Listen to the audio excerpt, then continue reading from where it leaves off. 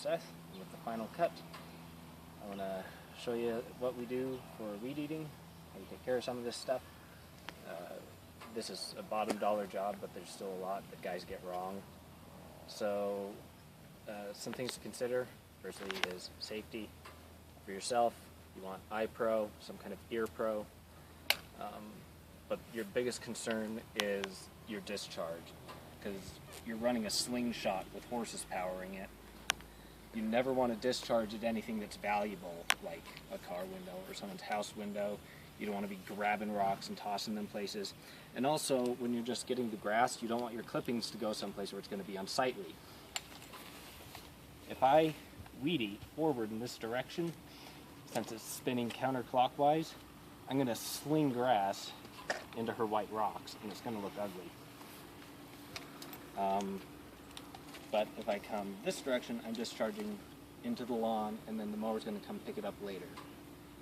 That kind of segues to how you want to weed eat your place before you mow it, unless the place is already very short, because you're going to leave clippings out in the lawn after you've come and mowed it all up. You want to suck that up, get the junk off the lawn. Considerations for if you're the weed eater on a crew for your mower, you need to remember that the mower can't reach all the way into this corner. I can't just buzz my about 8 inches all the way up and around and leave it, because there's going to be a triangle here that the mower can't reach.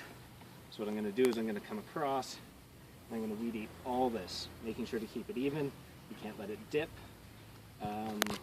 It's something that just takes practice. You're working with a tool about 4 feet away from your body. Imagine writing your signature at the end of a 4-foot pole.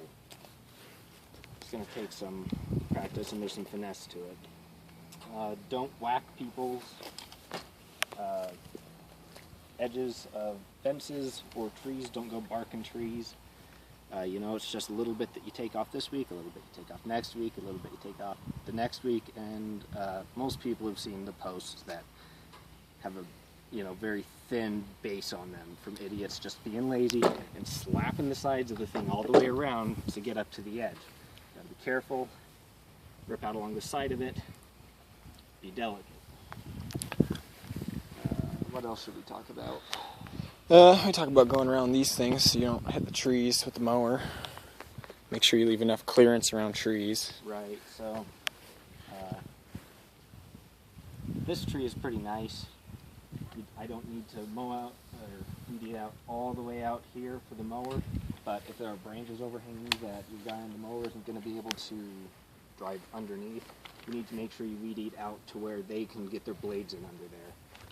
Again, you have to, we have one property where you have to mow probably about a 12-foot diameter circle around each tree that you can't get the mowers underneath, and you have to make sure you get under there and keep that all even. Although if you can, suggest to your customers that they get their trees trimmed so that this isn't an issue. This tree's a bit large. On a smaller tree, don't waste time doing this technique. It's going to take you forever. What you want to do, you want to reach, so you're going to plow in, get your depth, right it around one side, whip it around to the other, then just walk to the other end of the tree and finish the cut around. On particularly large trees, you will have to slowly walk around it, and there again you're cutting probably 5 or 6 foot diameter circle around the tree, following the roots. I'm talking about trees that have about a 3-foot diameter just in themselves. What else should we cover? And we could cover edging, if you want. Edging? There's not much edging here. Yeah, there's no edging. How you can mow in 2 directions. You can mow walking forward, which is faster, but you really have to practice this one because you're not as stable walking forward and controlling it when it tries to rip you in one direction as you are when you're pulling toward your body. You have a mechanical advantage when you're walking backwards, pulling toward your body and controlling that blade.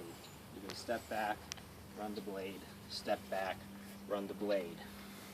The more difficult way, that's faster, and it takes some practice, is you set your blade in, you just walk along.